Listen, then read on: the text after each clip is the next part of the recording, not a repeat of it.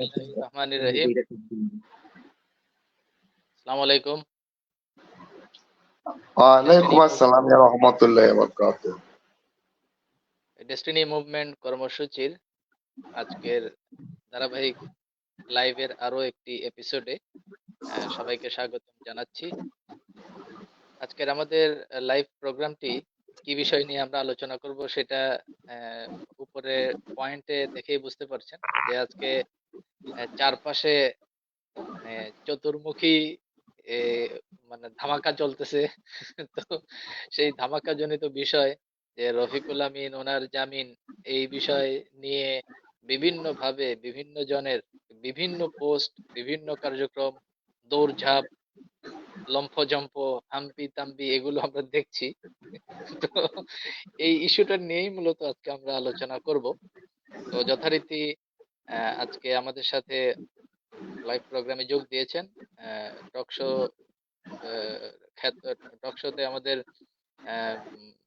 Boom boom Afridi খ্যাত আমাদের ঢাকার মিরপুর থেকে জনাব মনিরুল ইসলাম আজকের এই লাইভ প্রোগ্রামে আপনাকে স্বাগতম জানাচ্ছি। ধন্যবাদ আপনাকে। আমার সকল ডিস্ট্রিবিউটর ভাই এবং বোনদেরকে আন্তরিক শুভেচ্ছা ও অভিনন্দন। ধন্যবাদ। তো প্রথমে আজকে যে পয়েন্টটা নিয়ে আলোচনা করব যে ডেস্টিনির মাঠে এখন ইঁদুর বিড়াল খেলা বেশ ভালো জমে উঠছে। বিষয়টা কিরকম আপনি বললে একটু বুঝবেন। যে কখনো দেখা যায় যে আলিস সেন্টারের কার্যক্রমের প্রভাবে আলিস সেন্টারের পাল্লা ভারী, কখনো দেখা যায় যে রফিকুল আমিন পন্থীদের মামলার এই আপডেট সেই আপডেটের ব্যাপারে তাদের পাল্লা ভারী।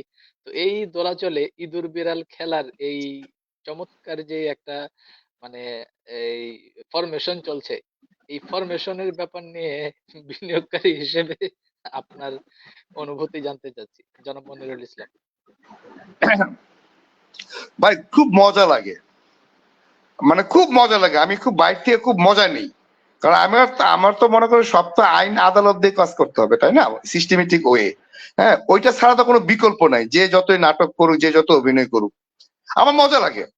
আমার এটা খুব মজা লাগে এই কারণে যে আহ আমি আজকে ওই দুই একটা পেজ, আমি কিন্তু সবকিছু দেখি এবং পড়ি, হ্যাঁ, নিজে থেকে চিন্তা ভাবনা করি। তা আমার তো বিগত, যে জানেন হয়তো 12 সাল থেকে আমার যতটুকু ধারণা, আমি ওই ধারণা এবং অভিজ্ঞতার আলোকে আমি যতটুকু বুঝি, আমি আমার বোঝা ভুল হইতে পারে, কিন্তু দেখেন যে আমি আজকে সকালবেলা জানি, আমি দুই একবার দুপুরবেলা বিকেলবেলা দেখলাম জামিন জামিন বিষয়টা, হেডিং লেখা আছে চেয়ারম্যান, পরে লেখা আছে জনাব মোহাম্মদ রফিকুল আমিনের 1 বছরের জন্য জামিন। চেয়ারম্যান আবার রফিকুল আমিন। প্রথম আমার কাছে এটা খটকাটা লাগছে, সে তো আমাদের ম্যানেজিং ডিরেক্টর মিস্টার রফিকুল আমিন। তা ম্যানেজিং ডিরেক্টর কিন্তু লেখে নাই। আচ্ছা, একটা গেল। আবার আমি দেখলাম যে জামিনটা কি হাইকোর্ট থেকে হয়েছে না আমাদের কোর্টের থেকে হয়েছে, আমি ঠিক জানি না। বাট আমাদের যে আমাদের যে আদালত যেটা আছে সেটার আশেপাশে থেকে আমি সবসময় এদের ফেসবুক লাইভটা আমি দেখি। আজকে হঠাৎ করে আমি একদম একেবারে আমাদের হাইকোর্টের ব্যাক ভলিউম করে ক্যামেরা করা, আমি বুঝলাম না ঘটনাটা কি, এইটা কি ধরনের রায়ের? তো একটা ব্যাপার স্যাপার আছে, ওকে গুড, আমরা রফিকুল আমিনকে ভালোবাসি।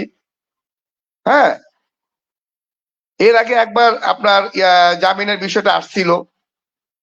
ভাই, একটা লোক যদি জামিন পায়, জামিন কিন্তু কয়েক ধরনের হয়। আমি জানি জামিন এক ধরনের হয়।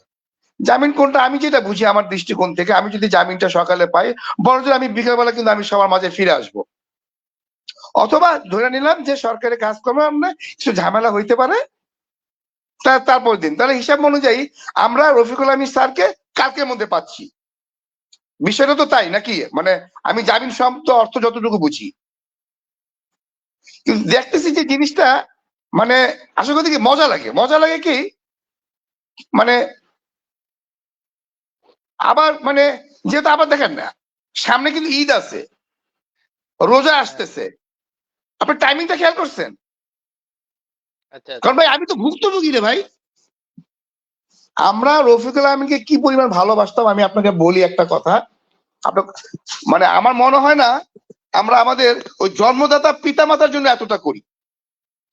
আমি খুব দুঃখের সাথে কথাটা বললাম। কেন বললাম? স্যার একবার, আপনার রফিকুল আমিন সাহেব একবার কিন্তু এই হাসপাতালে বেশ অসুস্থ হয়ে চিকিৎসাধীন অবস্থা ছিল। এবং তখন কিন্তু যখন আমরা ইয়ে হয়েছিলাম, আপনার জানের বদলে জান, মানে বকরি জবাই দিব আমরা, মানত করা, মিলাদ মাহফিল। হ্যাঁ জি, ভাই, আমরা এতটা ভালোবাসি বললেই কিন্তু আমরা চাতে, আমার নিজের টাকা দেওয়া আছে রে ভাই, এটা কিন্তু হিসাব নিকেশে বাহিরে। জাস্ট একটা আমরা যাকে সম্মান করি, যাকে ভালোবাসি, তার অনারে আমরা বেশ ডিস্ট্রিবিউটররা মানত করছে যে আপনার গরু ছাগল জবাই দিয়ে খাওয়াবে। গুড, মুসলমান তো রে ভাই আমরা, মিলাদ করা হয়েছে, দোয়া দরুদ করা হয়েছে, সুস্থ হয়ে যাক। গুড ভাই, সুস্থ হয়েছে না? টাকা, কিন্তু টাকা দেওয়া তো হয়েছে, ভালোবাসা দেওয়া হয়েছে।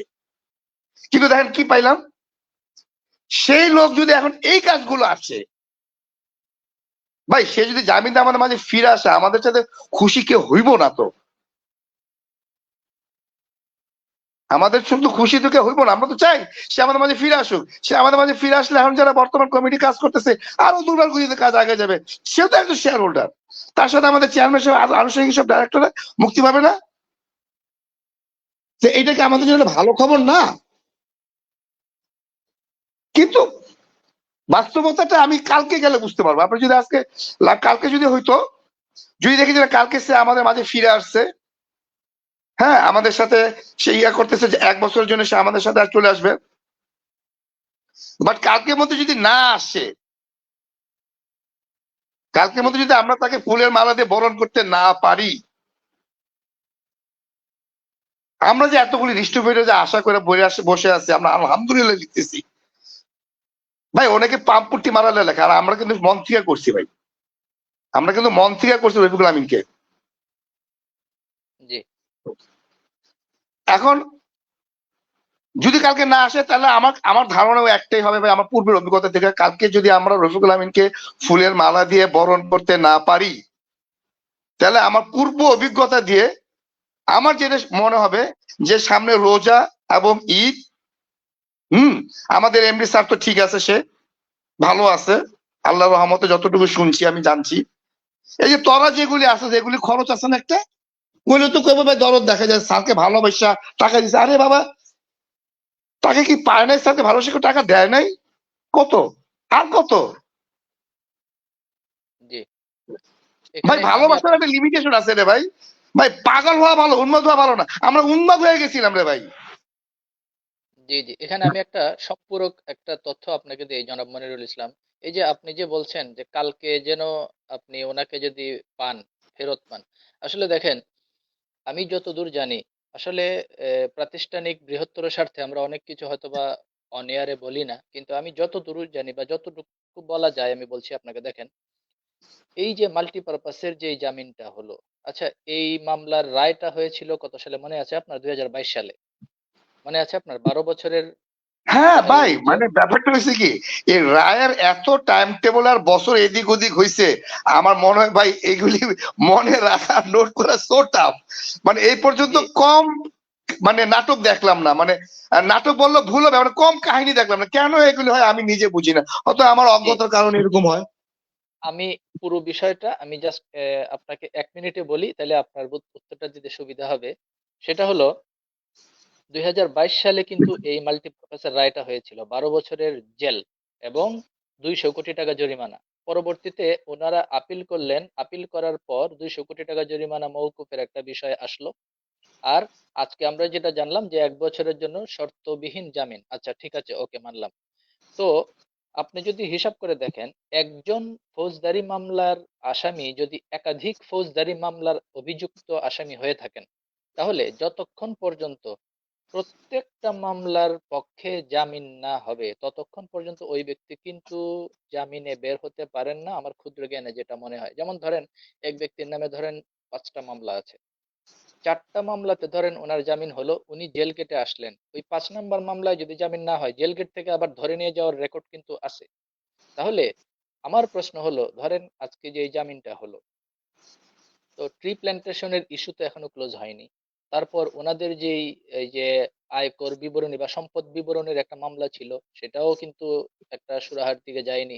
তার উপর এই যে গত কিছুদিন আগে ট্রি প্ল্যান্টেশনের প্যাকেজ পূর্ণ হওয়ার অভিযোগে একজন ক্লায়েন্ট যে মামলা করলেন, এরকম একাধিক মামলা আছে। এই সমস্ত মামলার নিষ্পত্তি যতদিন না হবে ততদিন পর্যন্ত কিন্তু ওনার পক্ষে আইনি সিস্টেমে বের হওয়াটা আমার যুক্তিতে মনে হয় সম্ভব না। এই ব্যাপারে আপনার বক্তব্য আশা করছি। ভাই বিষয়টা তো আইন আদালতের ব্যাপার। হ্যাঁ, আবার আপনি যে বর্ণনাগুলো দিলেন তার যদি ভাই টাফ রে ভাই, খুব কঠিন। আমরা তো বুঝি না যদি এই জিনিসগুলো এইভাবে হয় যে জামিন কত বছর ছিল, রায় কত বছর হইছে, হ্যাঁ, এমন রায়ের পর কত বছর বাকি আছে।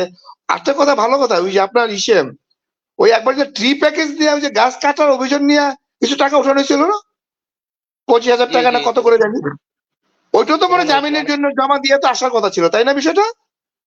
রাইট, ওই যে হ্যাঁ, 2800 কোটি টাকা ওই জমা জন্য করে কিন্তু জামিন টাকা পাওয়া। নেওয়া হচ্ছে। রাইট। ওই যে 25,000 টাকা করে এই টাকাটা কিন্তু সে নেওয়া হয়েছে। তাহলে এই টাকাগুলি অনেকের গেল কাছ কোথায়? অনেকের কাছ থেকে নেওয়া হয়েছে, হ্যাঁ। আরে আরে আমি তো দিছি রে ভাই, জি জি জি জি। আমারও তো এবং দুইটা প্যাকেজ কিনা আছে। আরো একজন আছেন মিরপুরের জনাব হাদিস মিয়া, আপনার পরিচিত, উনিও কিন্তু এই পারপাসে টাকা দিয়েছেন। ওই যে শুধু তখন শোনেন, 2800 মিরপুর কোটি। যদি বলেন না, ওই মিরপুরে কিন্তু একেবারে মনে করেন যে আপনার 4/3 লোকের এই কাজ করা আছে, প্যাকেজ কিনছে 4/3 লোক। জি জি জি। আমাদের সময় যে ছিল, আমি তো ওই মানে কাজের ফাঁকে ফাঁকে সবার ফাঁকে সবকিছু করি তো। আমাদের যে টিপু নামে এক ভদ্রলোক ছিল, মানে কি বলুম, মানে এর নামটা নিয়ে তো আমার ঘৃণা লাগে বুঝছেন। মানে মানুষ যে কত রকম ভাই, কত রকমের বাঞ্ছুতা খারাপ হইতে পারে। ওই যে এখন যারা হলে ঘুরে না, একদম হ্যারাই টের পাবে যে টিপু কি জিনিস। Right right. তো এই যে হ্যাঁ, ও দেখেন। ও ওর ক্যারেক্টারের কারণে অনেকের কাছে সে ফেল হয়ে গেছে। আমি লাস্ট খবর যেটা পাইছি সেটা শুনলাম যে ওই আমার থেকে কি আমাদের অ্যাকাউন্ট যে ছিল তার সাথে মনে হয়, ভাই এদের এদের নিয়ে আর আলোচনা করতে ঘৃণা লাগে বুঝছেন। মানে এই বাদ দেন ভাই, এই জিনিসটা বাদ দেন। শুধু এতটুকু মনে রাখেন যে ওই গাছের প্যাকেজ কেনার জন্য আমাদের কাছে বিক্রি করা হয়েছে, মিরপুরে 4/3 লোকে টাকা দিছে। এবং জি, ওই সবাই এখন ওই যে বিনিয়োগকারীকে যে অবস্থা হয়েছে, এখন ওই অবস্থা। প্রশ্নের টাকাগুলো গেল কোথায়? আমি তো প্রশ্ন করছিলাম যে টাকাগুলো জমা হলো না কেন?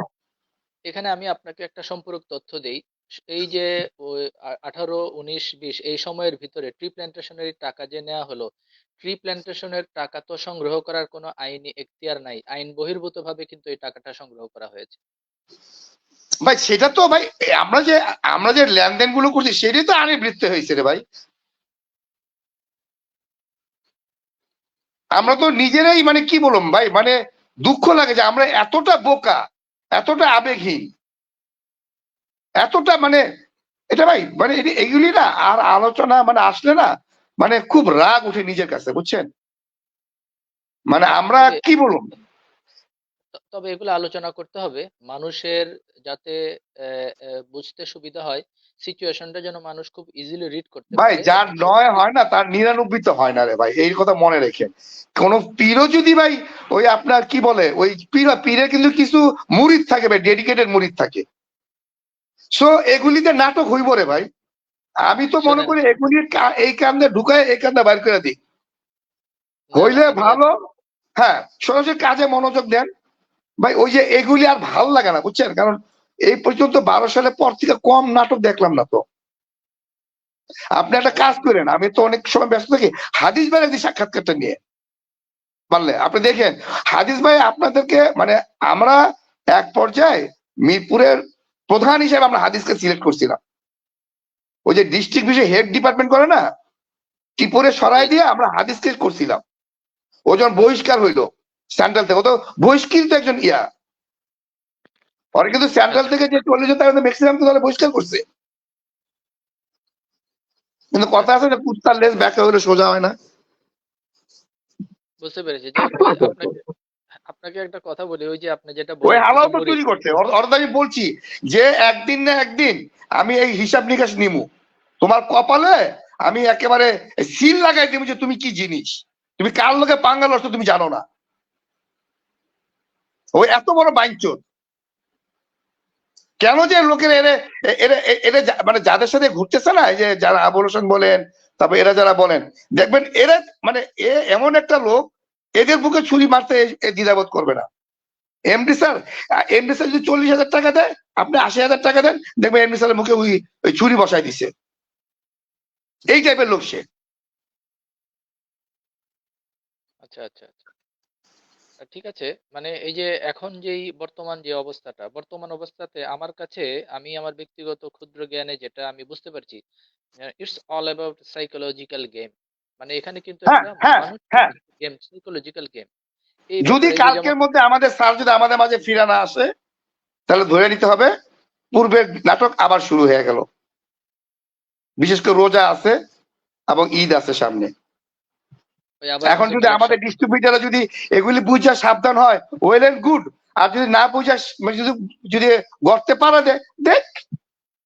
এত কিছু দেখেও যদি আমরা সাধারণ ডিস্ট্রিবিউটারে যদি হুশ না ফিরে, ভাই আবেগ থাকা ভালো, ভালোবাসা থাকা ভালো, অতিরিক্ত ভালো না। বুঝতে পেরেছি। তবে একটা বিষয় আমি আপনাকে অনেকটা নিশ্চিতই বলতে পারি, আপনি যেটা বলছেন আগামীকাল কেন, আগামী 1 মাসেও, মানে আসলে দেখেন, যারা আজকে ফেসবুকে অনেক পজিটিভ মেসেজ দিচ্ছেন বা পোস্ট দিচ্ছেন, তাদের আবেগের প্রতি কিন্তু আমার পূর্ণ সম্মান আছে। তাদের আবেগের অবশ্যই, প্রতি অবশ্যই, তার, তারা তো কোনো দায় না। তারা, আমিও তো খুশি রে ভাই। আমি যেমন আমাদের আঙ্গিকে আমরা কোরবানি দিছিলাম, মিলাদ পড়েছিলাম ভাই, যে যার আঙ্গিকে দোয়া দোয়া দরুদ তো করছে, তা আলহামদুলিল্লাহ কেন লিখবে না? মানে তাদের আবেগের প্রতি পূর্ণ সম্মান রেখেই আমি বলছি অবশ্যই রাখা যে উচিত। এবং তাদের মানে লজ্জা হওয়া উচিত যারা সে যারা এগুলো ইয়ে করতেছে, তাদের কি পরিমাণ ভালোবাসা থেকে এই জিনিসগুলো লেখা আসে। জি জি, মানে তাদের আবেগের প্রতি পূর্ণ সম্মান রেখেই আমি তাদেরকে বলতে চাই যে আসলে বিচার বিবেচনা দিয়ে, যুক্তি দিয়ে আমাদের যদি যাচাই বাছাই আমরা করি, তাহলেই আমাদের জন্য জিনিসটা উচিত হবে। এখন সঠিক বিচার বিবেচনা করলে আপনারা আপনাদের আবেগটাকে পাশে রেখে যদি চিন্তা করেন, খুব সহসাই জামিন হওয়া মানেই বের হয়ে যাওয়া নয়। যেমন দেখেন, আমাদের সপ্তাহখানেক আগে জামিন পেয়েছিলেন একজন, মনে আছে আপনার, সাকিব সাহেব, এবং আরো একজন জামিন পেয়েছিলেন বেস্টায়ারের আলামিন মোল্লা। ওনারা কি আদৌ জেল থেকে বের হতে পেরেছেন কিনা আমি জানি না, আপনি জানেন কি? না ভাইয়া, আমার সত্যি কথা কি এই ব্যাপারে, আমি এখন কি অবস্থায় আছে খুব মজা লাগে। আকাশে চাঁদ উঠলে দেখতে পারো, আকাশে চাঁদ না উঠলে দেখতে পারো না, বাকি যা হইব সব গুজব। সোজা খাঁটি বাংলা ভাষা ভাই, আচ্ছা। খাঁটি বাংলা ভাষা। তুমি সাকিব সাহেব বলেন, আমি চিনি না অবশ্য সাকিব সাহেবকে, আমি নাম শুনছি। হ্যাঁ, ওই যে ওই মেজর সাহেব। রফিকুল আমিন বলেন আর যেই বলেন, আমরা চাই দেখতে, বি প্র্যাকটিক্যাল। ওই আলহামদুলিল্লাহ, আলহামদুলিল্লাহ যাতে মর্যাদা রাখে, আলহামদুলিল্লাহ শব্দটা লেখার প্রতি যদি মর্যাদা না রাখে, এই বর্তমানে এই যে যারা ইয়া করতেছে, যারা এই যে যাদের ভিডিওর কারণে আলহামদুলিল্লাহ এখন পাচ্ছে, সেটা আলহামদুলিল্লাহ যদি মর্যাদা না রাখে, ওই যারা এই কাজটা করতেছে তাদের মরে যাওয়া উচিত নিজেদের বিবেকের কাছে। যে এতগুলি লোক তোকে আলহামদুলিল্লাহ লাগতেছে, তারপর তোরে কি পরিমাণ তোকে বিশ্বাস করতেছে, সে বিশ্বাসের খেলাটা কতদিন খেলবি? রাইট, সুন্দর সুন্দর কথা বলছেন। ততদিন লজ্জা হওয়া উচিত,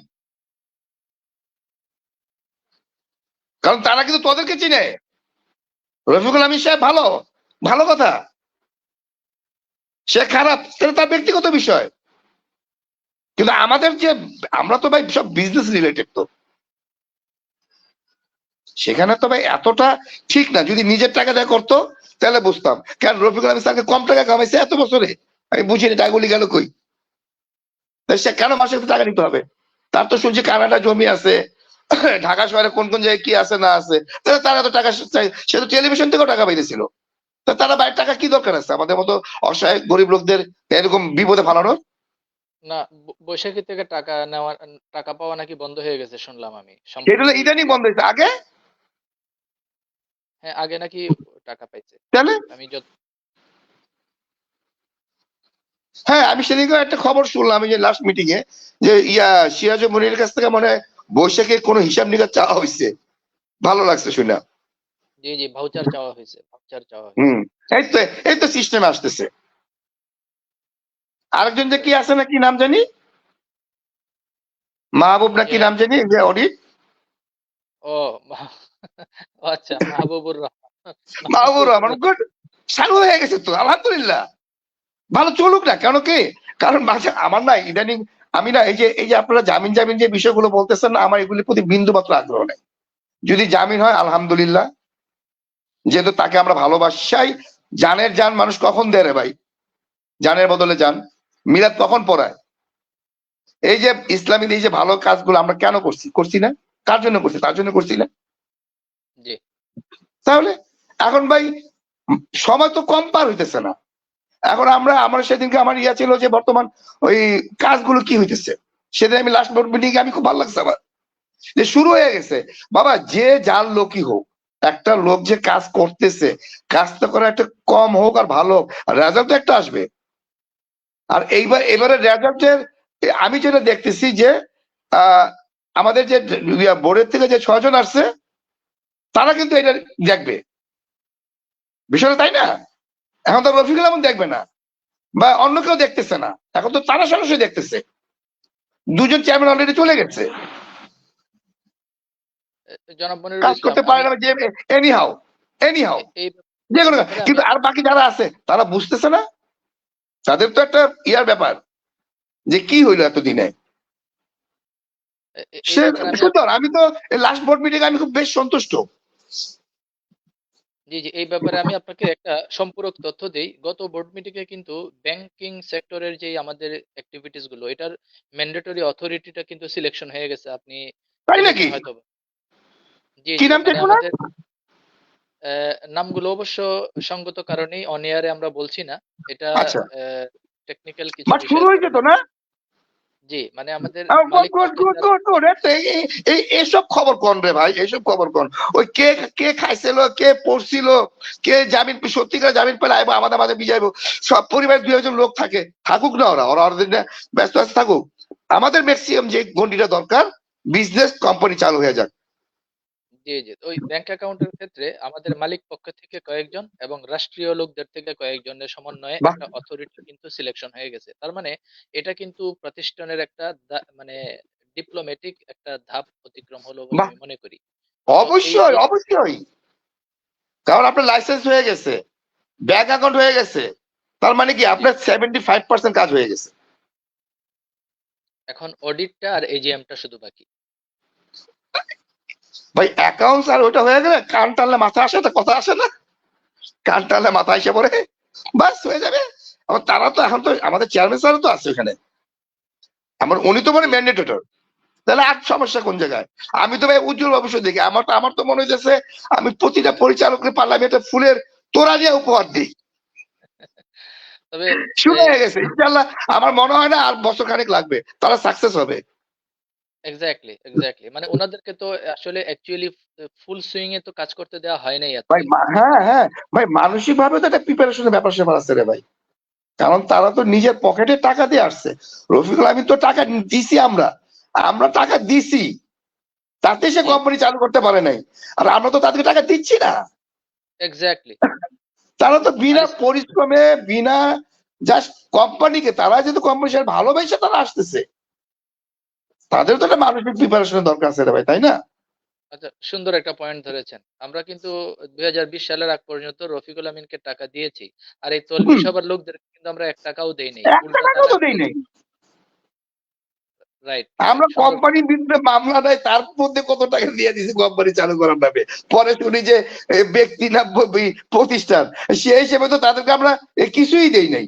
সেখান থেকে যে তারা এত দূর আগে আসছে আমাদের দেওয়ার জন্য, দেখ কিছু কিছু তাদেরকে দায়ী করে আইসার টাকা ফেরত হারিয়ে বেড়া। এখন যদি বলে যে টাকা যদি ফেরত দিব, তুই কাগজপত্র নিয়ে আয়, তোর টাকা আমরা নিচে দিই, কি জবাবটা দিব? দেখেন যে সব দিক দিয়ে আমাদের বর্তমান পরিচালক যথেষ্ট ধৈর্য পরিচয় দিচ্ছে ভাই। আমি তাদেরকে আমার পক্ষ থেকে তাদেরকে আমি অনেক অনেক শুভেচ্ছা রে ভাই। আমি সত্যি কথা কি, আমার ওই দিন যে আমি ছিলাম, আমি লাইভ বই যে বলছিলাম যে বর্তমান পরিচয় কি করে ভাই, এটা কথা বলছিলাম না।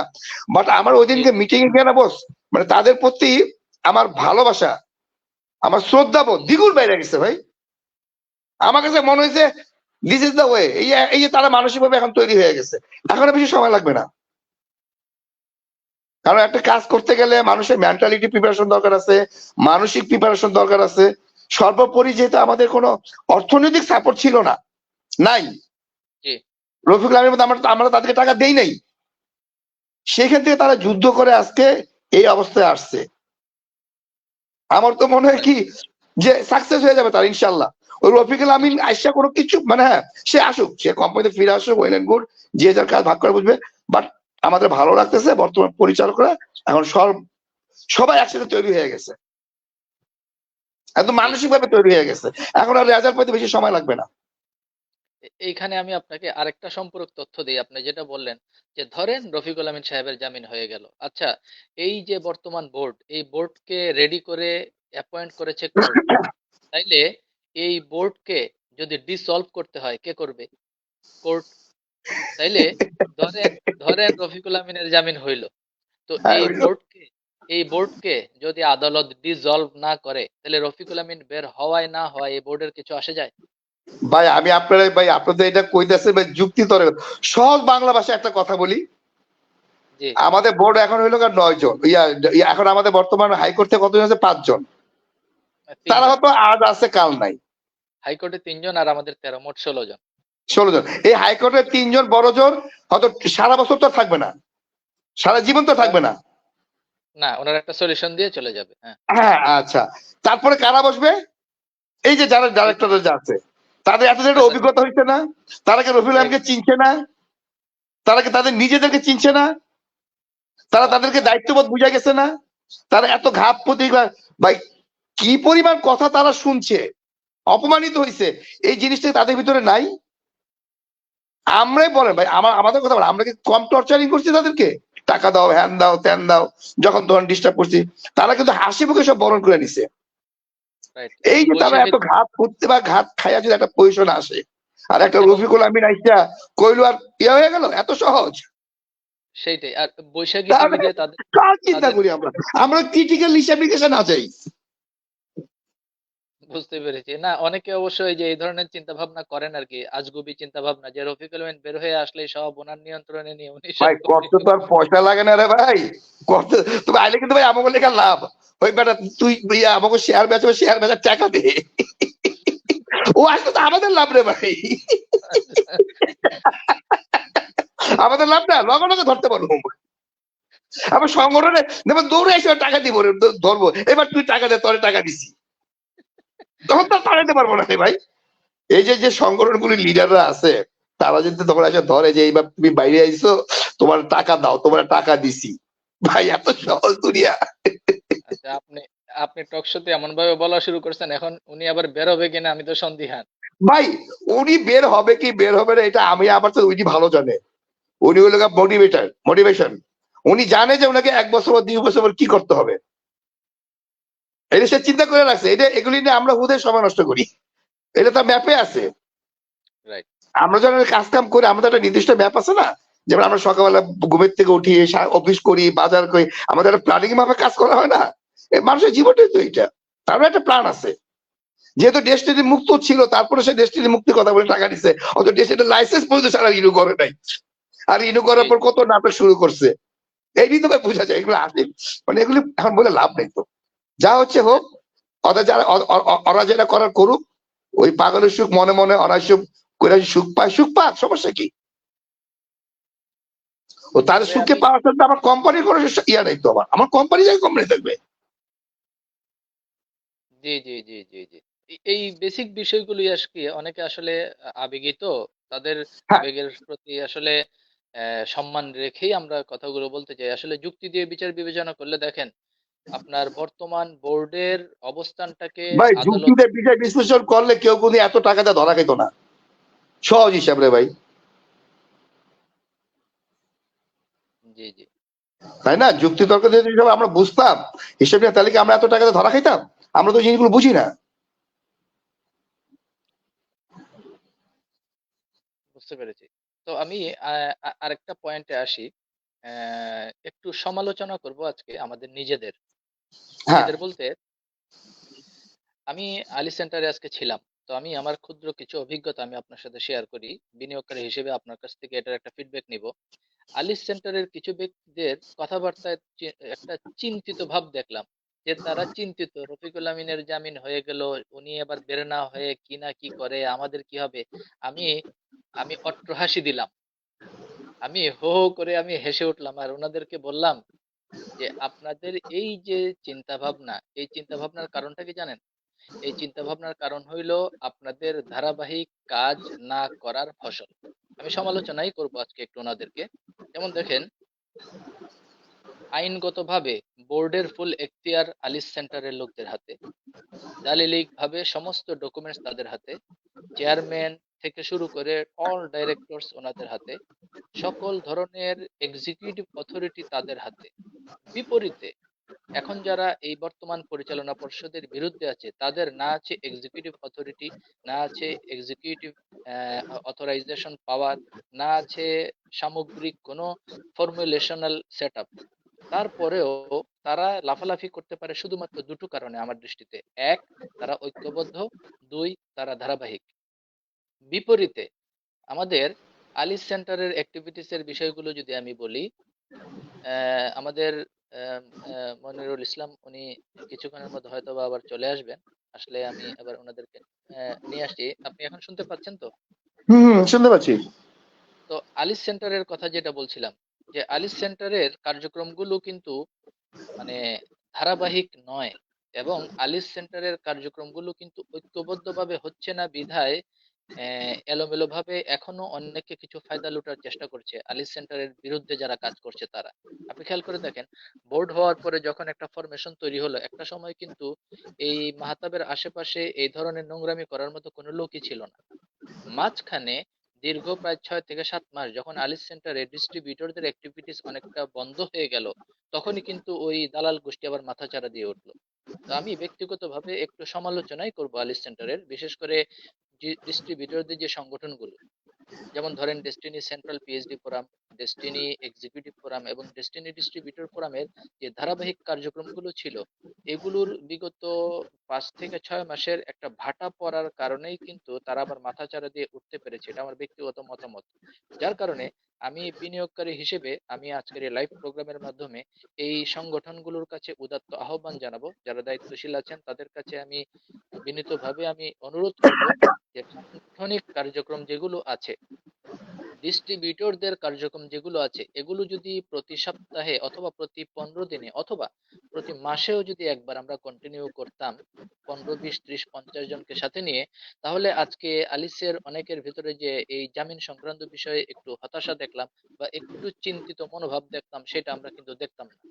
যার কারণে আমি ব্যক্তিগতভাবে অনুরোধ করব যে এরকম একদিকে মালিক পক্ষের অ্যাক্টিভিটিস, পরিচালনা পর্ষদের মিটিং, সাব কমিটি মিটিং, বিভিন্ন প্রোগ্রাম হচ্ছে, পাশাপাশি ডিস্ট্রিবিউটর রিলেটেড যদি অন্তত মত বিনিময় সভা মাসে অন্তত একটাও আলিস সেন্টারে হয়, সেই ক্ষেত্রে আমার মনে হয় প্রথমত আমাদের কার্যক্রম আরো গতিশীল হবে এবং বাটপারদের এই দালালি বা ধান্দাবাজিও কিন্তু অনেকটা কমে যাবে আমি মনে করি। জনাব মনিরুল ইসলাম, এই ব্যাপারে আপনার একটি বক্তব্য আশা করছি। ভাই, এটি তো হওয়া উচিত, তাই না? যদি আমরা যেহেতু কোম্পানির স্বার্থে কাজগুলো করতে গেলে এটা তো হওয়া উচিত, এটি তো হবে। কিন্তু কেন হচ্ছে না আমি বুঝতেছি না। বাট আপনার এই যে দরখাস্তটা, এটা অলরেডি আমার মনে হয় আমারও একই কথা, আপনার যে কথাগুলো বলছেন এটাও আমারই মনের কথা, এটাও আমি চাই যাতে আমরা সবাই মিলে ওনাদেরকে একটু উৎসাহ দিই, কাজটা দ্রুত আগায় যাক। হ্যাঁ, এটা করা উচিত, এটা আমি আপনার সাথে একমত যে আহ আসুক, দরকার আছে, প্রয়োজন আছে, এখনই তো সময়। জি, মানে মাসে ধরেন একটা মত বিনিময় সভা হলো, আমরা ভাব বিনিময় করলাম, অন্তত একবারও যদি বসা হয়, এটা কিন্তু হ্যাঁ, ইতিবাচক হবে। এটা করা যেতে পারে, এটা করা যেতে পারে, এটা তো মনে করেন এটা করা যেতে পারে, এটা করাটা যাইতে পারে, এটা আরো আগে হওয়া উচিত ছিল, এটা করা মাঝখানে যেতে পারে। মাঝখানে মাঝখানে আমি আপনাকে আরেকটা সম্পূরক তথ্য দিই। বিভিন্ন ভাবে আমাদের কাছে তো তথ্য আসে। এই বাটপারের দল এখন কি সিদ্ধান্ত নিছে জানেন? কি তারা এখন একটা প্রোগ্রামের প্রস্তুতি নিচ্ছে। ভালো কথা, নেই কথা আছে কি, মানে ওইটা কি যে ওই মিলাদের মতো যে এ ভাই 10 টাকা, ওই ভাই 20 টাকা, ওই ভাই 30 টাকা, মানে না, এই ধরনের টাকা উঠানোর জন্য কোনো প্রোগ্রাম, নাকি জাস্ট মিলাদ মাহফিল, এর নাকি ওই যে রফিকুল আমিন স্যার জামিন পাই আসতেছে এই উপলক্ষে ওই তাকে আমরা স্টেজে তুইলা মালা দিব, কোনটা না এর এই প্রোগ্রামটা প্রোগ্রামটা কি এই তারা যে ধরনের কোনো নাকি, মানে কোনটা, মানে না, কি ধরনের প্রোগ্রাম হবে? আমরা তারা যে রফিকুল আমিন সাহেবকে ফুলের মালাতে বরণ করে প্রোগ্রাম হবে, নাকি ওই যে মসজিদে যেমন ওই বলে না যে ভাই উন্নয়নের জন্য আপনার টাকা দেন, আপনাদের নাম লেখা হবে, না মানে বিনিয়োগকারী ও ক্রেতা বীর পরিবেশকদের মুক্তিযোদ্ধা হয়ে যাবেন? মানে বিনিয়োগকারী ও ক্রেতা পরিবেশকদের সমাবেশ বা সম্মেলন এই জাতীয় একটা প্রোগ্রামের চিন্তা ভাবনা ওনারা করছেন রমজানকে কেন্দ্র করে। আমার কাছে যে তথ্য এসেছে হ্যাঁ করো এই ভাই, করাটা ভালো, আমি তো চাই করো, কিন্তু উদ্দেশ্যটা কি এটা জানতে হবে ভাই, আমি কি উদ্দেশ্যে উদ্দেশ্যটা করতেছি। বোর্ড মিটিং হোক যে মিটিং হোক, বাট একটা উদ্দেশ্য, একটা পয়েন্ট নিয়ে তো মিটিংটা হবে। মূল এটা তো উদ্দেশ্যটা কি, মূল ফোকাসটা কোন জায়গায়? রফিকুল আলম সাহেব আসতেছে তাকে ফুলের মালা দিয়ে বরণ করা, নাকি ঈদ আর রোজা আসতেছে এই ফাঁকে আবার কিছু লোকের কাছ থেকে চাঁদা কালেকশন করা, টাকা কালেকশন করা, মানে এটা ওই ওনারাই ভালো, প্রোগ্রামটার উদ্দেশ্যটা কি? এটা ওনারাই বলতে পারবেন আর কি ও উদ্দেশ্যটা কি তাহলে হইলে ছিল। বোঝা যাবে, তাহলে হইলে বোঝা যাবে, হোক দেখি কি হয়, কি করে প্রোগ্রাম। এরা তো প্রোগ্রাম করলে লাইভ দিবে, সমস্যা নেই তো। হ্যাঁ, ওই রকমই একটা আলাপ আলোচনা ওনাদের ভিতরে এখন চলছে আর কি। গুড। তো তো এই আসলে তথ্য প্রযুক্তির এই যুগ, কোনো কিছু লুকানো থাকে না, থাকবেও না। এটা 2012 সাল না, এটা 2024 সাল। অতএব ওই ধুনু ফুনু আর ধানাই পানাই আর ধান্দাবাজির সুযোগ কিন্তু এখন না, আর নাই। এখন তো ক্যামেরার অভাব নেই রে ভাই, এখন সবার হাতে ক্যামেরা, সবাই সাংবাদিক, বুঝছেন না? মানে ধরেন আপনি এই পাশ থেকে একটা দুর্নীতি সবারই করবেন, ওই পাশ ফেসবুক থেকে অ্যাকাউন্ট আছে, দিয়া খালি ছাইড়া দিলেই হইলো। দেখবেন, এই পাশ থেকে আপনি একটা দুর্নীতি করবেন, ওই পাশ থেকে দেখবেন ফেসবুকে লাইভ হয়ে গেছে, বুঝছেন না? তো এখন হ্যাঁ এই যে দেখেন, তারা কিন্তু এই ইস্যুটাকে কাজে লাগিয়ে একটা প্রোগ্রামের চিন্তা ভাবনা করছে। তাহলে আমাদের অবস্থান থেকে আমাদের আলিসে কন্টিনিউ কিন্তু মাসে একটা মিটিং যদি কন্টিনিউ থাকতো, তাহলে আজকে এই সাহসটুকুও কিন্তু তারা পেত না। হ্যাঁ, এটা এটা তো হওয়া উচিত, কারণ আমি তো জানি ওইসব প্রোগ্রামে যত সম্ভব অনেকে দেয়, অনেকের সাথে যে বললাম না যে গ্রুপিং। তারপর আরেকটা জিনিস দেখেন, ওনারা যে প্রোগ্রাম করবে ওই প্রোগ্রামে বড় জোর কাকে পাবে? যদি যায় সিরাজুম মনির যাবে। কিন্তু আমরা যদি প্রোগ্রাম করি, আমরা আমাদের পুরো ফুল পরিচালনা পর্ষদকে চাইলে রাখতে পারবো না। হ্যাঁ, এটা তো একটা ফুল পরিষেবা। ব্যাপারটা হয়েছে কি, ওরা তো মানে ওনারা তো মুড়িতে এমন অন্ধ করে দিছে যে Rafiqul Amini is the best, আর বাকি সব পাংখা। এই একটা মগজ ধোলাই ওই ব্রেনের ভিতরে ঢুকাই দিছে। এখন এটা যদি প্রমাণ, ওখানে আমি আপনার তর্ক তো কোনো লাভ হবে না, সেটাই। এই বাস্তবতা কারণেই আসবে না, এই এই আশা এই করা কারণে বোকামি। এই কারণেই মানে আমাদের অবস্থান থেকে একটা ভূমিকা রাখাটার জন্য আমি সবসময় কিন্তু, আমি প্রায়ই যখন আলিসে যাই, আমি ব্যক্তিগতভাবেও কিন্তু অনেককে বলি। আজকে লাইভের মাধ্যমে আপনাকে বলছি, আরো অনেককেই বলছি, কিন্তু আমিও কিন্তু এটা ব্যক্তিগতভাবে বলি। আর ওই যে আপনি বললেন যে কিছু লোক আছে, আসলে দেখেন 45 লাখের মধ্যে 45টা বেকুব তো থাকবেই। ওটা তো হ্যাঁ, গণার বিষয়। এটা স্বাভাবিক না? আমাদের সংসারে 10-12 জনের ফ্যামিলি মেম্বার হলে তো ওখানে গ্রুপিং হয়, ভাই বোন এক লগে এক গ্রুপিং হয়, ওই দুই ভাই এক গ্রুপিং হয়, এগুলো হবেই।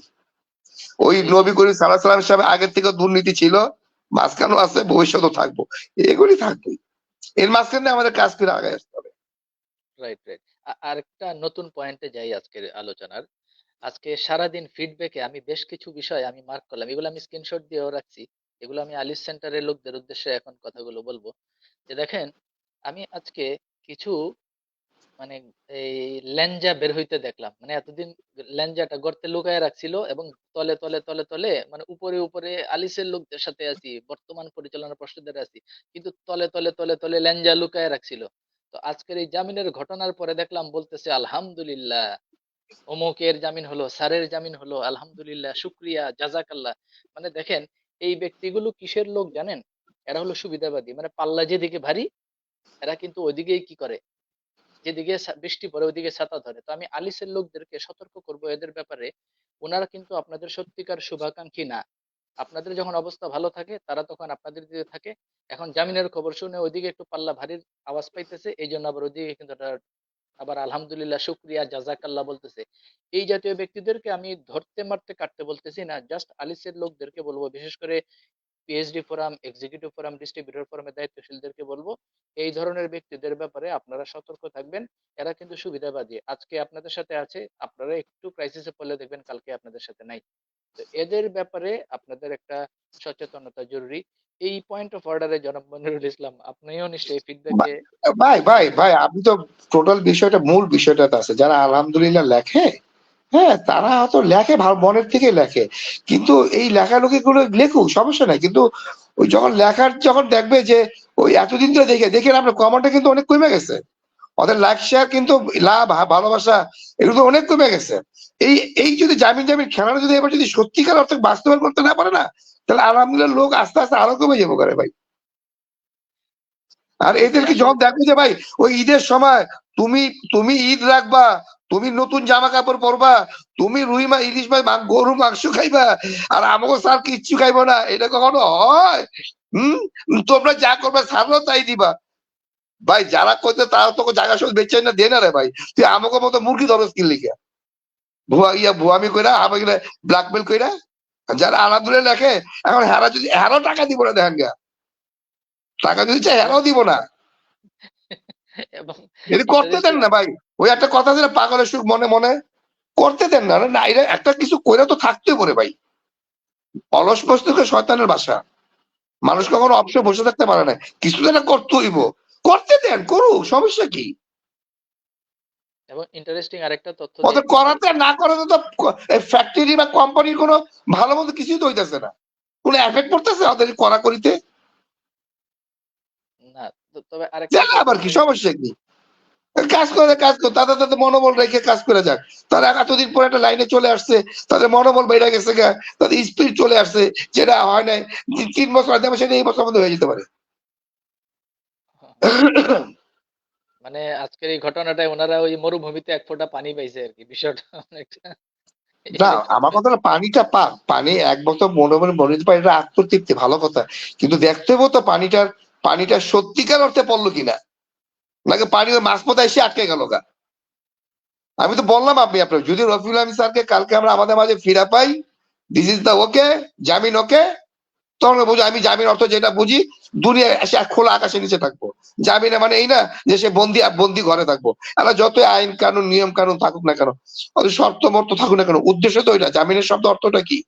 যে খোলা আকাশের নিচে থাকবে, এইটা তো জামিনের শব্দটা মূল অর্থ যেটা আমি বুঝি। যদি যে টাকা দিয়া তুই ঈদ করবি, তোর সারা ঈদ করবো না, যদি দরদ উঠলে পরে যাইবো, সমস্যা কি? বুঝতে পেরেছি। যার টাকা আছে দিব দরদ কইরা। কেউ যদি টাকা দিতে মন চায়, আমার আবার কইবো কি জানেন, এই যে কইলি স্যারকে ভালোবাসা টাকা দিতেছে, বাবা তুই যদি এত বেশি ভালোবাসস, তুই স্যারে বল যে স্যারের এই টাকাটা লাগবো, তুই তোর জায়গা জমি বেচে না কর না, তুই মানুষ ভিক্ষা লস্কির লিখা, তবে অনেস্টলি তার আমি কি একটা কম জিনিস আছে যদি নাকি? তবে অনেস্টলি আমি একটা জিনিস যদি বলি, ওই আসলে ওই ভাগের থেকে তারা ভাগ, শোনে ব্যাপারটা হচ্ছে কি, ওই সারের যেগুলো আছে ওগুলো তারা ভাগ পায় না। যারা এই যে আমাদের মতো ডিস্ট্রিবিউটর থেকে বোকা বানায় টাকা পয়সা নেয়, ওইটা দিয়ে এখন সংসার চলে আমার যা মনে হয়। আর কাজটা কি হবে আমি তো বুঝি না, আমরা সারা দিন কাজ করে একটা পেটের ভাত জোগাড় থেকে হিমশিম হয়ে যায়। তবে অনেস্টলি আমি যদি বলি, আসলে যদি ফ্র্যাঙ্কলি আমাদের ডিস্ট্রিবিউটররা এত আন্তরিক এবং এত নিবেদিত, ফ্র্যাঙ্কলি যদি খোলামেলা ভাবেই যদি কাউকে বলা হয় যে আমাদের প্রতিষ্ঠানের কার্যক্রম বা এসব কিছু না, বা সামগ্রিক ব্যবসায়িক কোনো বিষয়ও না, আইনি প্রক্রিয়া এবং ওনার ব্যক্তিগত খরচের বিষয় নিয়ে আপনারা সহযোগিতা করেন, যে যা পারেন, বলেন মানুষ টাকা দিবে দিবে না? দিবে, দিবে, তাহলে সত্যি কথা ভাউতাবাজি বলে করার কি? দেখলাম তোরা বাবা, সত্যি কথাটা ক। ওই ওই ভালোবাসি ব্যক্তি ভালোবাসে, এই গদ বালা এই কথাটা শুনতে আর ভালো লাগে না। তাইলে ওই যে অমুক এই পারপাস সেই পারপাস না বলে ফ্র্যাঙ্কলি বললেই তো হয়, একটা মানুষ আবেগের বুঝবে। চোটে ঠেলে লাইফে কাইন্দা দে, আরে বাপ রে বাপ, হাসি লাগে, মজা লাগে, আমি এনজয় করি। ওইটাই এবং আরেকটা সমস্যা যেটাতে হয়, যেমন ধরেন সে ফর এক্সাম্পল, আজকে একটা ব্যক্তি সিদ্ধান্ত নিল যে ডেস্টিনির ইস্যুটা তো লেট হচ্ছে, আচ্ছা আমি একটা কিছু করি। ওই সে যখন দেখতে পাচ্ছে যে আগামী সপ্তাহে তো উনি বের হয়ে যাচ্ছেন, আচ্ছা থাক তাইলে আর নতুন করে কি করার দরকার, আর একটা সপ্তাহ অপেক্ষা করি। এই যে তার উদ্যোগটাকে কিন্তু বন্ধ করে দেওয়া হয়। পরবর্তী সপ্তাহে যখন হ্যাঁ জানে হ্যাঁ, এই ধরনের চালাকি হইতে পারে, বল ভালো কথা মনে করছেন তো, একটা সুন্দর পয়েন্ট ধরছেন।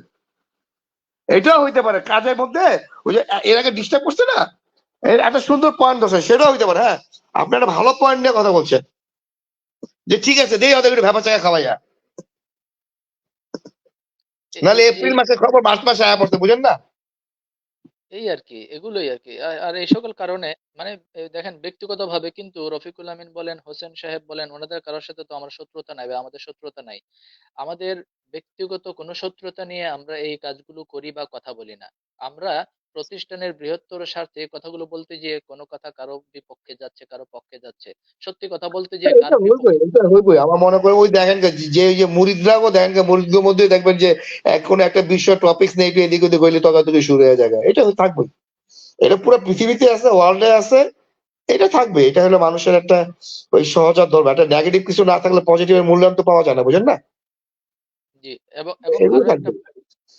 আরেকটা তথ্য আজকে আপনাকে দেই।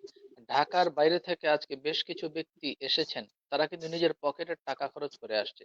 তাহলে দেখেন এই যে এই লোকগুলো যে আসলো, কি 2-3 হাজার ভালোবাসা! আসছে গেছে না? তাহলে দেখেন, মানে আমার বিষয়টা হলো কি জানেন, যে আমি এই ধরেন ভালোবাসাকে ব্ল্যাকমেল করার কোনো মানে আছে রে ভাই? মানে ধরেন 2,000-3,000 টাকা খরচ করে শুধু শুধু একটা লোককে আসার বা আনার বলাটাও মনে হয় আসলে বেইনসাফি হয়ে যায়।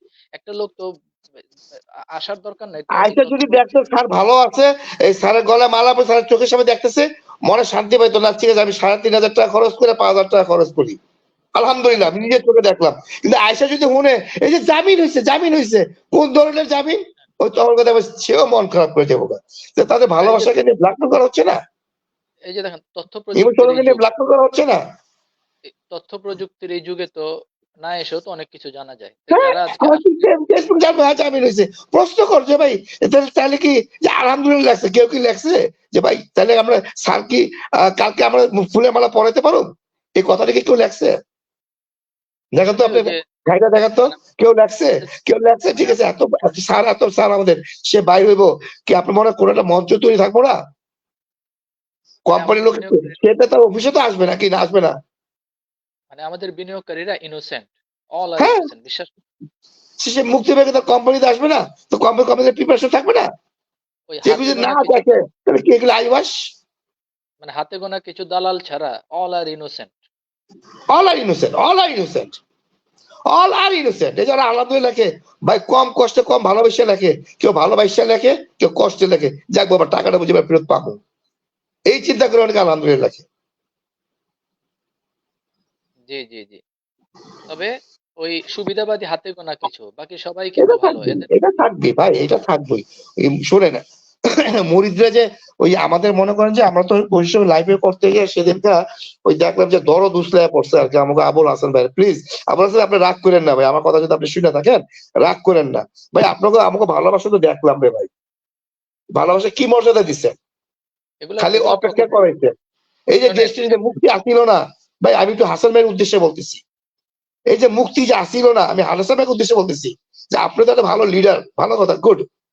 তা আপনাদের মধ্যে মেধা দিয়া কোম্পানি তো মুক্তি ছিল, কোম্পানির ট্রেড লাইসেন্স কেন করেন নাই? কোম্পানি ব্যবসা কেন চালু করেন নাই? আপনাদের মধ্যে মাথায় কম আছে। আপনারা যেখানে আমাদের পকেট থেকে টাকা আদায় করেন, আপনাদের বাঙালির কাছ থেকে পকেটে টাকা আদায় করেন, আপনি কি মনে করেন সে গুণটা আপনার আছে?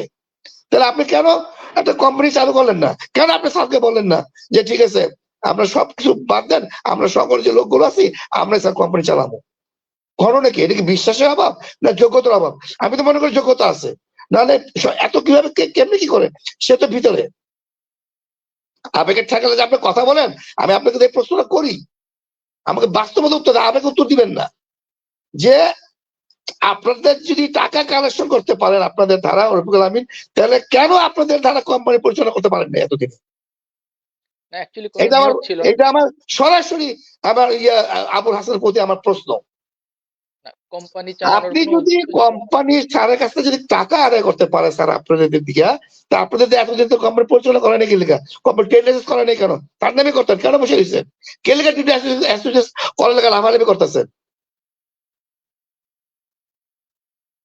নিজের কোম্পানি চালু কোনো খবর নাই? আপনি ডিডোকে অ্যাসোসিয়েট করে আগে আপনি লিখতেন অমুক চেয়ারম্যান, অমুক এমডি, এখন আপনি লেখেন ডিস্ট্রিবিউটর। না, এখন আর লেখে না, এখন লেখে পিএইচডি। এখন লেখে না? না, এখন আর লেখে না। ওই যে না সেটা লাইফে কাইন্ডে আমার স্যারে গেছে, আরে বাবা তুই যে কাঁদছস, তুই তোর বাপের টাকা দেস না তুই তোর জমি জমা আছে টাকা দেস, না তুই আমাকে কাছে টাকা দিয়ে টাকা দেস, নাকি আমাকে কাছে টাকা নিয়ে টাকা নেওয়ার লেগে তুই এই কান্দাকাটি করে ইমোশনাল ব্ল্যাকমেল করস? এগুলা তোর মায়া তোদের কান্না। তোদেরকে দিয়ে টাকা কালেকশন করেছে, তোদেরকে দিয়ে কেন কোম্পানি চালানো পরিচালনা করা হলো না? না, কোম্পানি মানুষের কতগুলো পরিচালনা, সময় নষ্ট করছস, নিজেকে তো কোনো কোম্পানি লস করে, লস হচ্ছে আমাদের মতো লোককে, ডিস্ট্রিবিউটর দিয়ে মানে তাদের উদ্দেশ্য ছিল টাকা পাইপ তোলা। লাইনে যত সব। কোম্পানি পরিচালনার উদ্দেশ্য ছিল না তো, উদ্দেশ্য ছিল টাকা তোলা। হ্যাঁ, তাই তো প্রমাণিত হয়। আমি তো এই জন্য লাইভে আমি আমার চ্যালেঞ্জ করলাম, সে আমার এই প্রশ্নের উত্তরটা দেয়। তারা যদি টাকা কালেকশন করতেই পারে, তাহলে তারা কেন কোম্পানি পরিচালনা স্যারকে প্রেশার দিল না? কেন তারা ট্রেড লাইসেন্স রিনিউ করলো না? আমার সাথে তর্ক করতে বলেন, আবেগ বাদ দিয়া। ওই যারা এসব লেখে, যারা বাস্তবতা বুঝে, ওই লাইফে আলহামদুলিল্লাহ 2-3টা চামচা এনে হাত মিলা ফেলাম, বাস হয়ে গেল। লজ্জা শরম নাই এদেরকে? মানে 2016 সাল পর্যন্ত আমাদের তুই আন্দোলনটা ভালোবাসো, তুই ব্যক্তিগতভাবে ভালোবাসে, যা মন চায় করগা, তুই সাধারণ ডিস্ট্রিবিউট করে এসব খরচ কিনবি না। মানে 2016 সাল পর্যন্ত আমাদের আন্দোলন ঠিক ছিল, 16 সালের পরে এটা অন্যদিকে চলে গেছে, ডেস্টিনি বাদ দিয়ে D2K অ্যাসোসিয়েটস এর দিকে চলে গেছে, তখনই সমস্যা শুরু হয়েছে। হ্যাঁ, এটা হবেই তো ভাই। মজা তো খাইবো 49 জন ডাইরেক্টর, ওই যে সংগঠনের যারা হেড অফ দ্য কমিটির প্রধানগুলি আছে। আবার গন্ডগোল লাভ, কারণ বাঙালিরা এত ভালো না। রফিকুল আলম মাঝে মাঝে চিন্তা করি, রফিকুল আলম ঠিক কাজটাই করছে। আমরা বাঙালিরা ওই খাইতে অভ্যস্ত। রাইট। তো এখন সর্বশেষ যে আলোচনাটা দিয়ে আমরা আজকে শেষ করব, গত যেই আমাদের বোর্ড মিটিংটা হলো, এটার একজন উইটনেস আপনি, আপনি নিজে উপস্থিত ছিলেন, আমিও ছিলাম।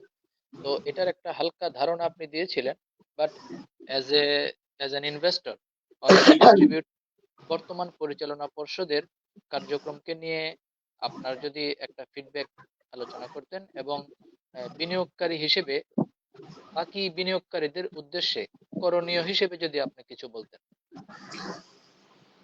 ভাই, লাস্ট বোর্ড মিটের উপর ডিপেন্ড করে আমি বিনিয়োগকারীদের বলবো, ভাই আপনারা কারো কোনো গুজবে কান দিবেন না। এই বোর্ড আর আগের বোর্ড নাই। এই 9 জন সে 2 বছর আগের 9 জন নাই। একটা মানুষ যখন প্রাপ্ত বয়স্ক হয়, 18 বছর নিচে যেমন আপনাদের ওই ভোটার হওয়া যায় না, ঠিক একটা মানুষের পরিপক্কতা আসতে একটু সময় লাগে। আর স্যার তো রফিকুল আমিন আর তো এদেরকে দূরে সরে রাখছিল, এদেরকে তো কাজে ভিড়তে দেয়নি কখনো।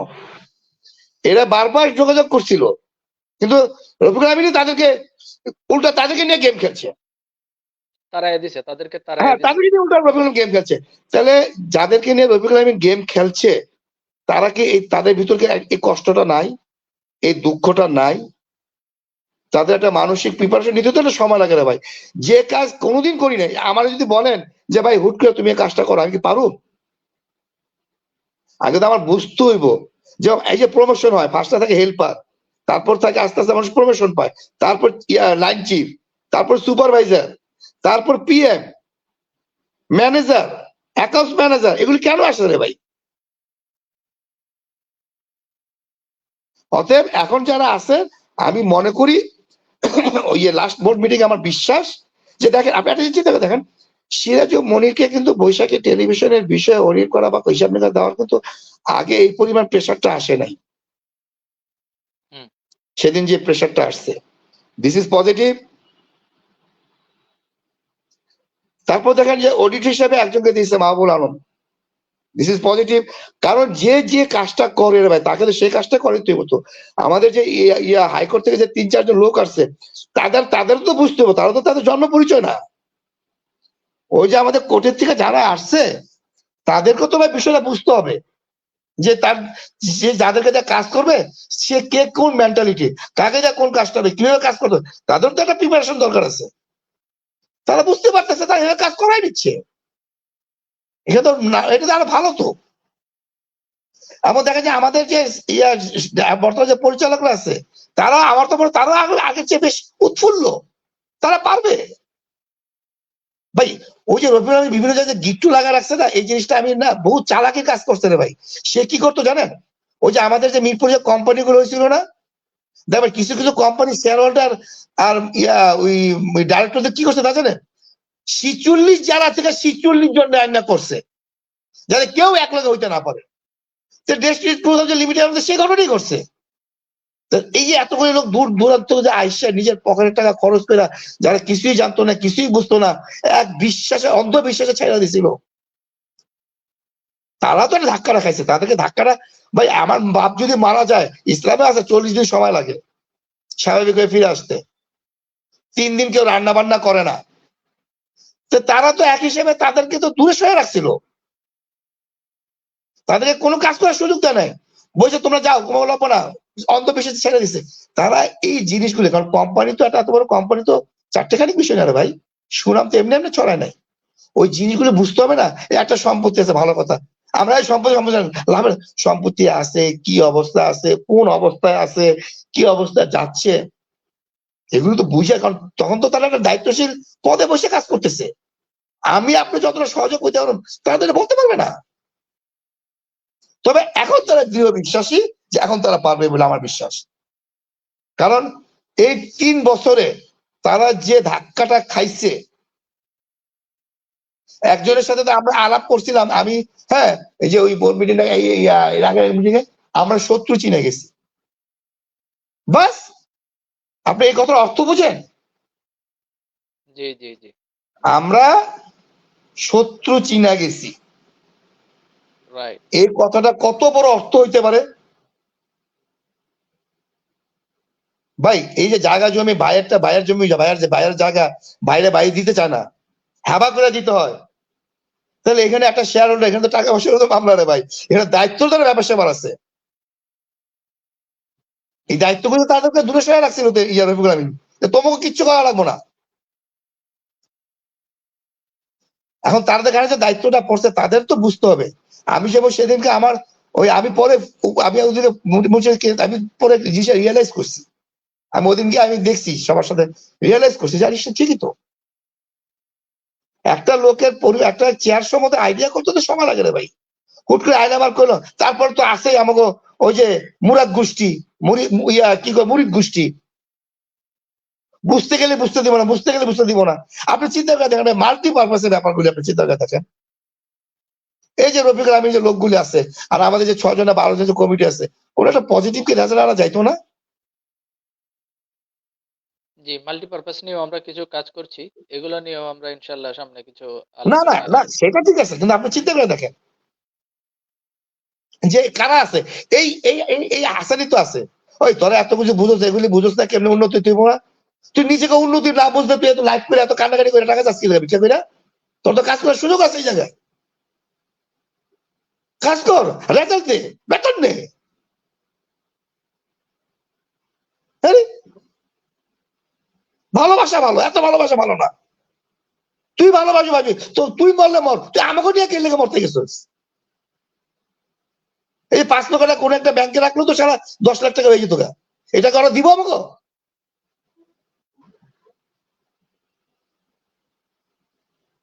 আমি তো ধরুন তো পরে যে এত টাকা যে ইনভেস্ট করছে, এই মালের টাকার হিসাব দাও। হ্যাঁ, এটা তো হিসাব দিতেই হবে। টুডে অর টুমরো দিতে হইব।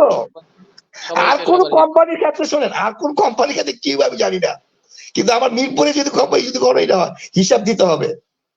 কোনো ছাড় নাই, হিসাব দিতে হবে। প্রতিটা লোকের পাই পাই হিসাব দিতে হবে। জি। হিসাব নিয়ে ছাড়বো আমি আমি ওর কাছ থেকে। তো শেষ 2 মিনিটে আপনার ডিস্ট্রিবিউটরদের উদ্দেশ্যে বা বিনিয়োগকারীদের উদ্দেশ্যে আপনার পরামর্শ।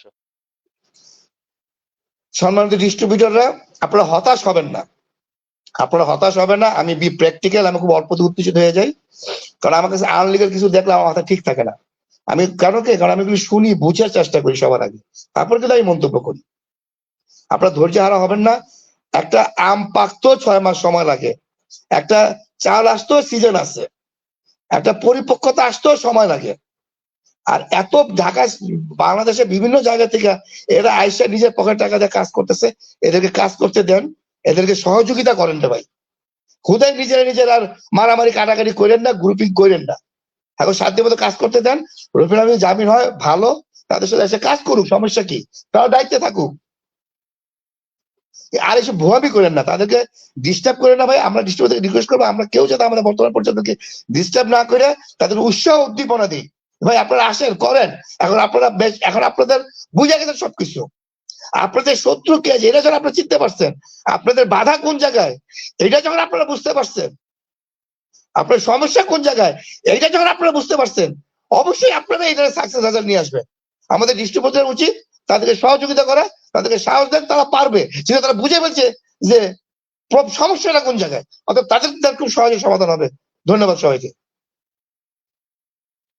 ধন্যবাদ জনাব মনিরুল ইসলাম মনির। আপনি অত্যন্ত দক্ষতার সাথে, অত্যন্ত বিচক্ষণতার সাথে বিগত 10 বছরের বেশ কিছু ইভেন্ট, আপনার অভিজ্ঞতা এবং সামগ্রিক বিষয়গুলো পর্যালোচনা করলেন এবং আজকের এই ডেস্টিনি মুভমেন্ট কর্মসূচির এই লাইভ প্রোগ্রামে প্রায় দীর্ঘ 1 ঘন্টা আপনার মূল্যবান সময় দিয়েছেন। এই জন্য আপনার প্রতি আমরা ডেস্টিনি মুভমেন্ট কর্মসূচির পক্ষ থেকে কৃতজ্ঞতা প্রকাশ করছি এবং ভবিষ্যতে আবারও কোনো একটা লাইভ প্রোগ্রামে আমরা আপনাকে আবারও পাবো বলে আশা রাখছি এবং এই আশা এবং প্রত্যাশা রেখে আজকের মতো আমরা আমাদের এই লাইভ প্রোগ্রামটি এখানে শেষ করছি।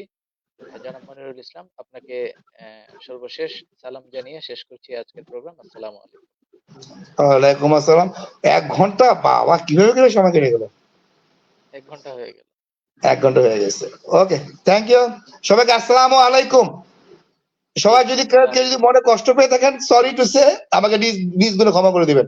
ওকে, ধন্যবাদ। জি, থ্যাংক ইউ।